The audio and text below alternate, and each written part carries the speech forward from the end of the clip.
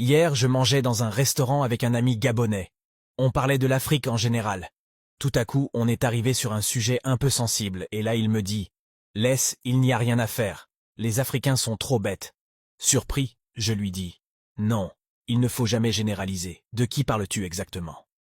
En ignorant ma question, il lança « Je te dis, ils sont trop bêtes, c'est pour cette raison qu'ils n'évoluent pas. » Choqué, je lui dis « Ok, donc ton père est bête, ta mère est bête, ton enfant et même toi. » Sans me laisser le temps de terminer, il riposta « Non, non, non, je ne parlais pas d'eux, je parlais des Africains.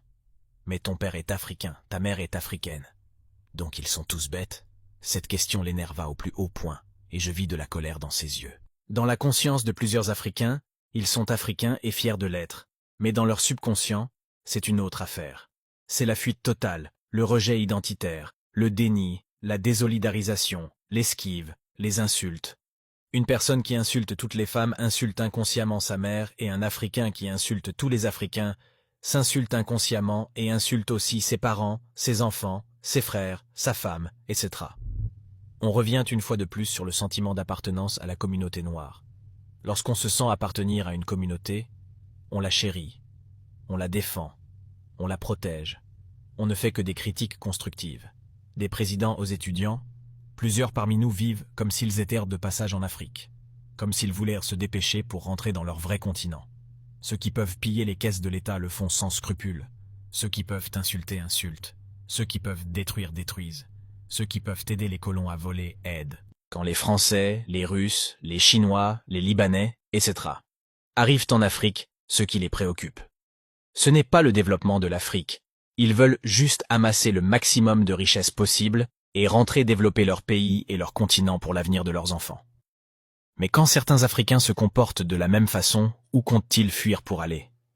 N'ont-ils toujours pas compris que le meilleur continent pour un noir, c'est le continent africain? C'est le seul continent où il peut circuler en toute tranquillité sans que quelqu'un ne sorte de nulle part pour demander « Tu viens d'où? Tu rentres quand? Que fais-tu ici? Pourquoi tu as abandonné ta famille pour venir t'installer chez nous? Tu préfères le froid d'ici au beau temps de chez toi, etc. » Des questions pour vous rappeler que vous n'êtes pas chez vous. Les Noirs américains qui sont aux USA depuis des siècles peuvent vous en dire plus. L'Afrique est notre ombre, et on ne fuit pas son ombre. Tant que ce beau continent aura un genou à terre, c'est tous les Noirs du monde qui auront un genou à terre. Qu'ils le veulent ou pas. Alors, au lieu de nous comporter comme si on était aussi de passage en Afrique, nous ferions mieux de construire ensemble un continent qui poussera nos enfants et nos petits-enfants à se sentir africains, même dans leur subconscient. Pour cela, il ne faut pas essayer de porter l'Afrique sur son dos. Il suffit juste de bien faire ce qu'on a à faire. Si on est balayeur de rue, balayons les rues africaines avec passion, sans jamais se décourager, comme disait Martin Luther King.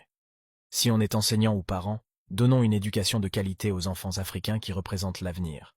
Si on est directeur, dirigeons bien. Si c'est vous le président, alors faites ce que vous avez à faire pour élever le peuple africain. Et non. Les Africains ne sont pas bêtes, c'est elle un des peuples qui a le plus haut potentiel du monde. C'est pour cette raison qu'on les étouffe sans cesse, pour éviter qu'ils brillent à nouveau comme avant. L'Afrique c'est le chez nous.